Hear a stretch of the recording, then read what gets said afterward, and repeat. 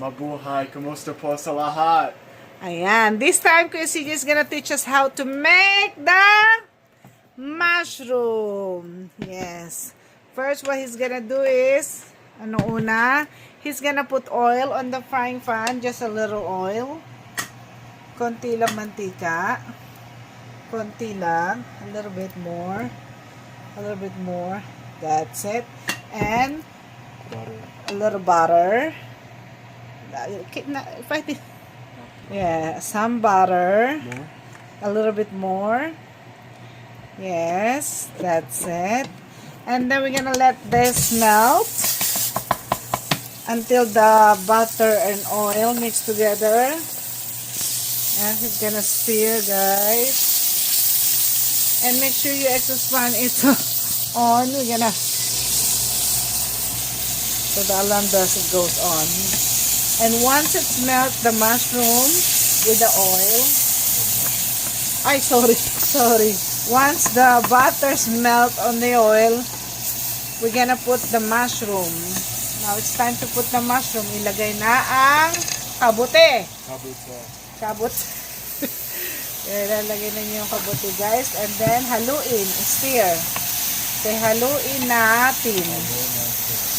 Haluin natin. Halula natin. Yan. Make sure you flip underneath of the mushroom so it will cook even. Kailangan haluin maigi yung ilalim, guys, para maging pantay ang pagkakaluto. Ayan. I just use number 6 or 5 in the medium heat, guys. Yep. We're gonna let it cook this until the mushroom it get brown. Lulutuin muna natin yan hanggang sa we're gonna cook that until what? It's brown. The mushroom turn brown, slightly brown. Okay? Okay, guys, as you can see, the mushroom is turning to Brown. light brown. So it means it's almost cooked. Now we can add some, Okay.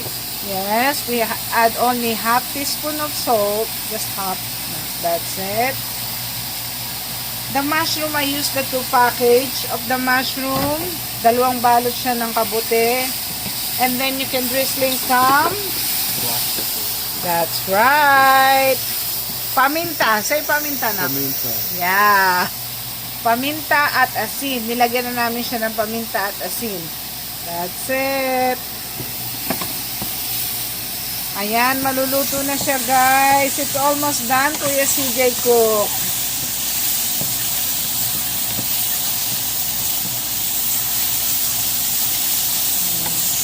Ayan, guys. Pagkatapos niyang medyo maluto na siya, as you can see, it's almost cooked. We're gonna add the garlic powder. Get the garlic powder, Kuya CJ. Okay, lalagyan na siya ng garlic powder. Now, we're gonna drizzling some garlic powder. Yes, that's it. It's just a 1/4 teaspoon of garlic powder, guys. And, finally, we're gonna put some Red cooking wine. cooking wine. Yes, with the lid. Ayan, lalagyan na niya ng cooking wine. Just a little, just some 2 of this lid. A little bit more. Yes. Like 1 tablespoon of wine, guys. And then stir again. Yes. We add a little bit more, guys. That's it. Because it's kind of too dry. So it's depend on you, guys. Yeah. As you can see, the mushroom is good look and look yummy. Malapit na siyang maluto. Malapit na siyang maluto, guys. This button mushroom, I use the 2-pack of the button mushroom and I slice into 4 pieces. It depends on you what kind of slice do you want to do. But for me, before I like slice the mushroom in thin slice, but I realized I like eating mushroom in a big piece, so I cut in 4 every piece of button mushroom. And as you can see, it's cooked and it's look yummy. That was from Master Chef CJ, guys. Hope you like and enjoy your mushroom. Okay, huhusgahan na natin siya. Nilagyan lang natin siya ng wine at saka garlic powder, asin, paminta. Yung wine sa huli mo siya ilalagay at ang garlic powder para yung lasa ay manuwot. Ayan, mukhang masarap na siya. So, try na natin siya, guys. Okay. Luto yan ni Master Chef.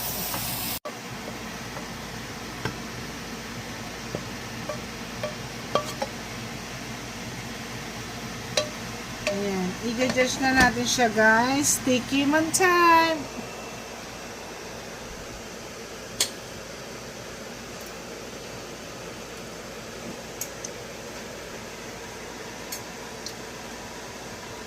Perfect siya, guys, kasi kung gusto niyo na masabaw, if you want liquidy or a little bit moisture, whatever is that called, I don't know, I'm not sure what is it. Just add more butter and oil, but I don't like oily because we're gonna use this for our burger steak too. You know, the burger steak from Jollibee, that's what we're gonna use too. And also, you can eat this for appetizer. Yes, pwede nyo itong kainin ng sides ng pagkain nyo. Very good, Kuya CJ. You did great! So, yummy! Siyempre, guys, we just make sure there's no poison in this food. So, Kuya CJ or Master Chef, you're gonna try it. How is it? Is that salty? I think you did good. No, it's not salty. This is his first very time. tender. Yeah.